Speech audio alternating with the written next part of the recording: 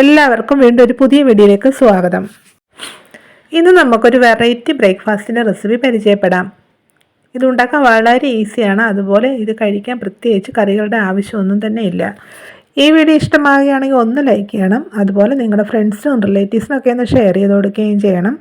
ഞങ്ങളുടെ channel subscribe ചെയ്യാത്ത കൂട്ടുകാർ ആരെങ്കിലും ഉണ്ടെങ്കിൽ ഒന്ന് സപ്പോർട്ട് ചെയ്യുകയും ചെയ്യണേ. പിന്നെ ആ ബെല്ലൈക്കൺ ഒന്ന് എനേബിൾ ചെയ്യാനും വീഡിയോ ഒന്ന് ഹൈപ്പ് ചെയ്ത് സപ്പോർട്ട് ചെയ്യാനും മറക്കരുതേ. എങ്കിലും ഇതെങ്ങനെയാണ് തയ്യാറാക്കുന്നത് നമുക്ക് നോക്കാം. ഒരു പാത്രം എടുത്തിട്ടുണ്ട്. ഇതിലോട്ട് നമുക്ക് 1 കപ്പ് മൈദ ഇട്ട് കൊടുക്കാം. മൈദയ്ക്ക് പകരം നമുക്ക് ഗോതമ്പൊടി വേണമെങ്കിൽ എടുക്കാം കേട്ടോ. ഇനി ഇതിലോട്ട് നമുക്ക് ആവശ്യത്തിനുള്ള ഉപ്പുപൊടി ചേർക്കാം. ഇനി ഇതിലോട്ട് നമുക്ക് 1 കപ്പ് വെള്ളവും 1/2 കപ്പ് പാലും കൂടെ ചേർക്കാം. പാലും വെള്ളവും കൂടെ ചേർത്ത് കൊടുത്തിട്ടുണ്ടല്ലോ. ഇത് നല്ലതായിട്ടൊന്ന് മിക്സ് ചെയ്തെടുക്കണം. കട്ടയൊന്നും ഇല്ലാതെ നല്ലതായിട്ട് ഇതൊന്ന് മിക്സ് ചെയ്തെടുക്കണം. നമ്മൾ നന്നായിട്ടൊന്ന് മിക്സ് ചെയ്തെടുത്തിട്ടുണ്ട്. ഇതുപോലെ ഇത്രയും ലൂസായിട്ടുള്ളൊരു ബാറ്ററാണ് നമ്മൾ തയ്യാറാക്കിയിരിക്കുന്നത്. ഇത് നമുക്ക് സൈഡിലോട്ട് മാറ്റി വെക്കാം. എന്നിട്ട് ഇതിനാവശ്യമായിട്ടുള്ള മുട്ടയുടെ മിക്സ് ഒന്ന് റെഡിയാക്കി എടുക്കാം. ഒരു ബൗളിലോട്ട് നമ്മൾ 2 മുട്ട പൊട്ടിച്ചൊഴിച്ച് കൊടുത്തിട്ടുണ്ട്. ഇതിലോട്ട് നമുക്ക് 1/2 ടീസ്പൂൺ ചില്ലി ഫ്ലേക്സും 1/4 ടീസ്പൂൺ ഉപ്പുപൊടിയും കൂടി ഇട്ട് കൊടുക്കാം.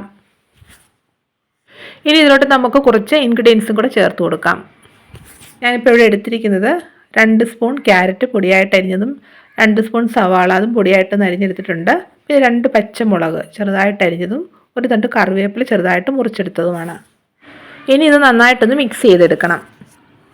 ഇതിലോട്ട് നമുക്ക് തക്കാളിക്ക് അതുപോലെ ക്യാപ്സിക്കം ഒക്കെ ചേർക്കാം കേട്ടോ. അപ്പോൾ നമ്മുടെ ഈ മുട്ടയുടെ മിക്സൊക്കെ റെഡി ആയിട്ടുണ്ട്. ഇത് നമുക്ക് സൈഡിലോട്ട് മാറ്റി വെക്കാം.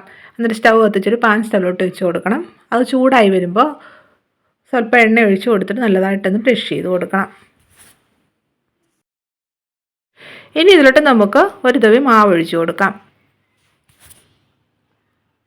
മാവ് ഒഴിച്ച് കൊടുത്ത് 1 മിനിറ്റ് കഴിയുമ്പോൾ ഉണ്ടല്ലോ, ഇതിൻ്റെ മുകളിലോട്ട് നമ്മൾ തയ്യാറാക്കി വെച്ചിരിക്കുന്ന ആ മുട്ടയുടെ മിക്സ് ഉണ്ടല്ലോ, അത് 2 സ്പൂണ് ഒഴിച്ച് കൊടുത്ത് ഇതേ രീതിയിലൊന്ന് പരത്തി കൊടുക്കണം.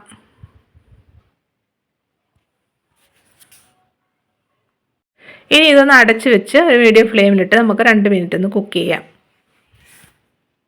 ഇപ്പോൾ 2 മിനിറ്റ് കഴിഞ്ഞിട്ടുണ്ട്. നമുക്കത് തുറക്കാം. എന്നിട്ടുണ്ടല്ലോ ഇതൊന്ന് മടക്കിയെടുക്കണേ. ഇതേ രീതിയിൽ ഇതൊന്ന് മടക്കിയെടുക്കണം.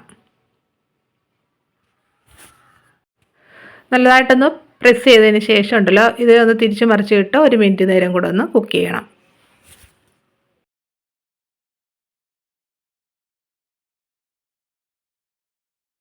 തിരക്കൊക്കെ ഉള്ള സമയങ്ങളിൽ പെട്ടെന്ന് തയ്യാറാക്കിയെടുക്കാൻ പറ്റുന്ന ഒരു അടിപൊളി റെസിപ്പിയാണിത് കേട്ടോ. നല്ല ടേസ്റ്റുമാണിതിന്. പ്രത്യേകിച്ച് കറിയൊന്നും വേണ്ട ഇത് കഴിക്കാൻ കേട്ടോ. ഇപ്പോൾ ഇതായിട്ടുണ്ട്. ഇത്രയും മതി. ഇത് നമുക്ക് പാനിൽ നിന്ന് മാറ്റാം. ഇതേ രീതിയിൽ ബാക്കിയുള്ള മാവെല്ലാം ഒഴിച്ച് കൊടുത്തിട്ട് നമുക്കിതൊന്ന് ചുട്ടെടുക്കാം. ഇത് കുട്ടികൾക്കും വലിയവർക്കും എല്ലാം ഇഷ്ടമാകും. നല്ല ടേസ്റ്റാണിതിന്. നിങ്ങളെല്ലാവരും ഒന്ന് ട്രൈ ചെയ്ത് നോക്കണം. അപ്പോൾ നമ്മളെല്ലാം ഇതേ രീതിയിലൊന്ന് ചുട്ടെടുത്തിട്ടുണ്ട്. എല്ലാവരും ഉണ്ടാക്കി നോക്കിയിട്ട് അഭിപ്രായങ്ങൾ കമൻറ്റ് ചെയ്യണം. വീഡിയോ ഇഷ്ടമായെങ്കിൽ തീർച്ചയായിട്ടും ഒന്ന് ലൈക്ക് ചെയ്യണം. പിന്നെ ഫ്രണ്ട്സിനും റിലേറ്റീവ്സിനൊക്കെ ഷെയർ ചെയ്ത് കൊടുക്കാനും മറക്കരുത്. വീണ്ടും ഇതുപോലെ പുതിയ വീഡിയോ ആയിട്ട് വരുന്നതായിരിക്കും. ബൈ.